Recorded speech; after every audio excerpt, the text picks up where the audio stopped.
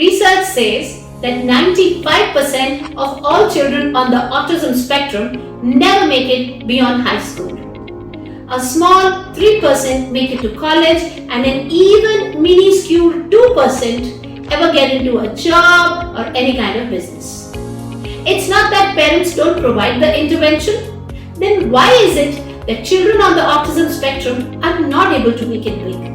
Hello everybody, my name is Rajni and I'm a special educator with 15 years of work experience and 3 national level awards.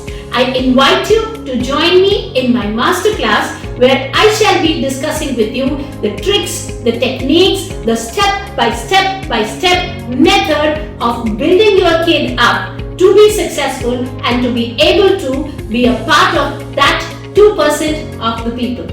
Click on the join button below and I shall see you at the Autism Masterclass.